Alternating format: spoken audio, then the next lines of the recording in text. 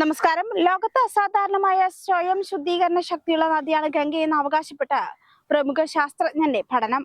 60 കോടിയിലധികം ആളുകൾ കുംഭമേളയിൽ സ്നാനം നടത്തിയിട്ടും ഗംഗ രോഗാണുക്കളിൽ നിന്ന് മുക്തമായി തുടരുകയാണെന്നും അതിന് കാരണം മറ്റൊരു നദിക്കുമില്ലാത്ത സ്വയം ശുദ്ധീകരണ ശക്തിയാണെന്നുമാണ് പഠനം നടത്തിയ ശാസ്ത്രജ്ഞൻ പത്മശ്രീ ഡോക്ടർ അജയ് സോങ്കർ പറയുന്നത്. 1100 തരം ബാക്ടീരിയ ഫയോജുകളിലാണ് ഇതിന്റെ രഹസ്യം. അവ സ്വാഭാവികമായും ജലത്തെ ശുദ്ധീകരിക്കുന്നു, മലിനീകരണം ഇല്ലാതാക്കി 50 മടങ്ങ് കൂടുതൽ രോഗാണുക്കളെ കൊല്ലുകയും ചെയ്യുന്നെന്നും പറയുന്നുണ്ട്.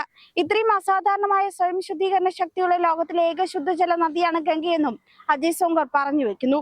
ഗംഗയുടെ ശക്തിയെ കടൽ വെള്ളത്തോട് ഉപമിച്ച അദ്ദേഹം മലിനീകരണത്തെയും ദോഷകരമായ ബാക്ടീരിയകളെയും ഇല്ലാതാക്കുന്ന ഗംഗയിലെ ബാക്ടീരിയ ഫയോജുകളെ കുറിച്ചും വിശദീകരിക്കുന്നുണ്ട്.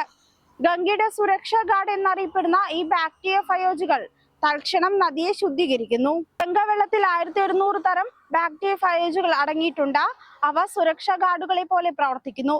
ദോഷകരമായ ബാക്ടീരിയകളെ കൃത്യമായി തിരിച്ചറിയുകയും ഇല്ലാതാക്കുകയും ചെയ്യുന്നുണ്ട്. ബാക്ടീരിയയേക്കാൾ 50 മടങ്ങ് ചെറുതാണെങ്കിലും ബാക്ടീരിയ ഫയോജുകൾക്ക് അവിശ്വസനീയമായ ശക്തിയുണ്ട്. അവ ബാക്ടീരിയകളിൽ നുഴഞ്ഞു കയറുകയും അവയുടെ RNA ഹാക്ക് ചെയ്യുകയും ഒടുവിൽ അവയെ നശിപ്പിക്കുകയും ചെയ്യുന്നു.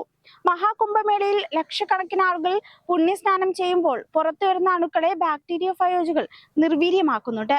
ദോഷകരമായ ബാക്ടീരിയകളെ മാത്രമേ നശിപ്പിക്കൂ എന്നതാണ് ബാക്ടീരിയ ഫയോജുകളുടെ പ്രത്യേകത. ഓരോ ഫേജും വേഗത്തിൽ 100 മുതൽ 300 പുതിയവ ഉൽപ്പാദിപ്പിക്കുന്നുണ്ട്. ദോഷകരമായ ബാക്ടീരിയകളെ ഇവ ഇല്ലാതാക്കുന്നു. ബാക്ടീരിയ ഫയോജുകളുടെ വൈദ്യശാസ്ത്രപരമായ സാധ്യതകളും അദ്ദേഹം ഇതോടൊപ്പം പറയുന്നുണ്ട്. ഗംഗയുടെ അതുല്യമായ സ്വയം ശുദ്ധീകരണത്തെ പ്രകൃതിയിൽ നിന്നുള്ള ഒരു സന്ദേശമായിട്ടാണ് കാണുന്നത്.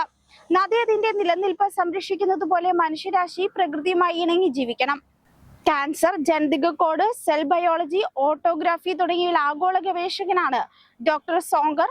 സർവകലാശാല, Tokyo institute of technology, Harvard medical school തുടങ്ങിയ പ്രമുഖ സ്ഥാപനങ്ങളുമായി ഇദ്ദേഹം സഹകരിച്ച് പ്രവർത്തിച്ചിട്ടുണ്ട്. പോഷകാഹാരം, ഹൃദ്രോഗങ്ങൾ, പ്രമേഹം എന്നിവയിലും അദ്ദേഹം ഗവേഷണം നടത്തുന്നുണ്ട്.